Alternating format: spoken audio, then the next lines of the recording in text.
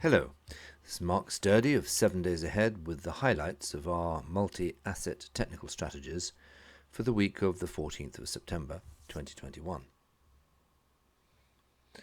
Looking at the summary, we have some interesting situations throughout. Not much in the FX, but the stocks, we're bullish of the long-standing bull trend in the S&P 500 and freshly keen on the Nikkei, whose long-term situation had looked good for a while, but we needed some short-term triggers to get us going. We are bearish of the gilt of the bonds. That's bearish in price terms. And we remain bullish of oil. Let's start with the stocks. Looking at the S&P 500, just to run through the thing, a long, well-established bull trend. We can see that clearly. In the medium term, it remains a well-established bull trend. Important thing is bounced off some weeks ago. Perhaps in July, it bounced off that horizontal from the high at 4228, and that sent it on another leg of the bull market. Looking at the detail since July, there's the bounce, there's the move since. I think the thing to think on there is the bounce off the horizontals here, the bounce off this horizontal here, and possibly a bounce here. It's an impressive, well-structured bull trend. The diagonal showing from the lows showing the critical test that needs to be broken were the bulls to lose heart, and it's a break of that diagonal now, which is well established at 3 points.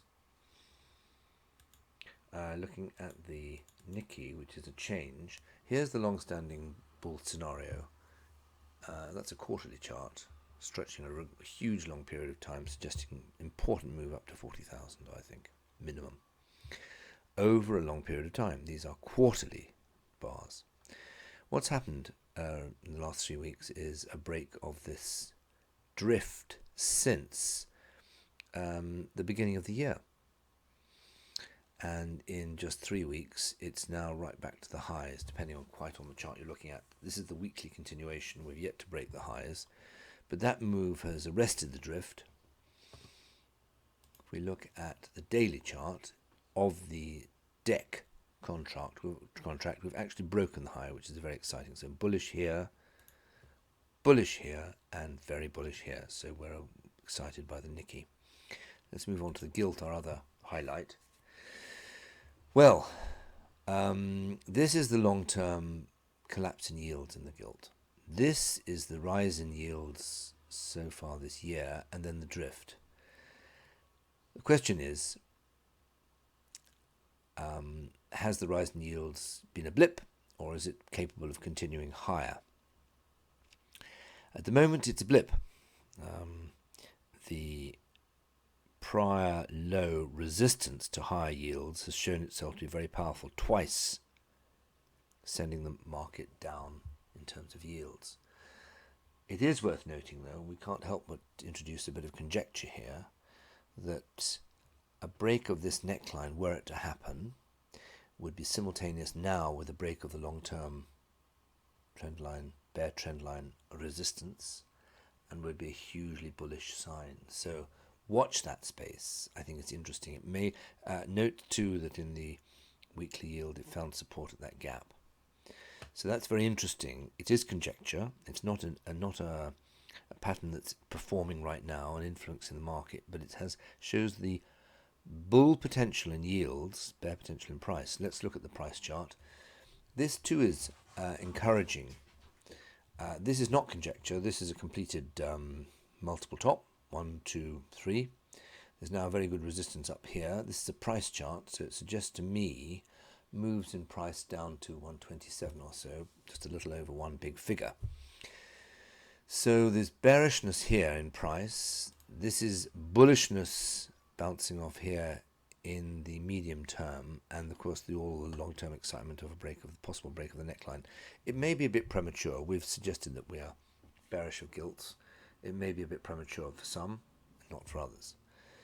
Moving swiftly to oil, this is our other highlight. We think there's some drama happening here. This is a very long-term quarterly bear trend resistance. And were the market to close today, it would be slightly above that diagonal, which would be exciting. Of course, the quarter doesn't finish till the end of September, so it's 2 weeks to go. A little bit premature then. This is exciting for the bulls price-wise because of the weekly key reversal, which is a good signifier of the market wanting to go higher. And here's a day key reversal, weekly and day. This weekly key reversal combined with a good, well-structured bounce off a prior high, so the bull trend is behaving just as it should. Not just the only, is the second bounce off that prior high. So this is very optimistic. This too is optimistic, although we're a bit premature possibly. And the market approaching, it's now through 70.31, as a matter of fact, as I speak, driven by this day key reversal and the importance of this diagonal. So a break of 71 would be good. It may, again, rather like our position on the Nikkei, it may be a bit premature to get excited, rather like our position on the gilt. We may be a little ahead of ourselves being so bullish of oil, but we consider the weekly key reversal a very important signal, as is the day. We will be adding on to bull positions on a break of 71.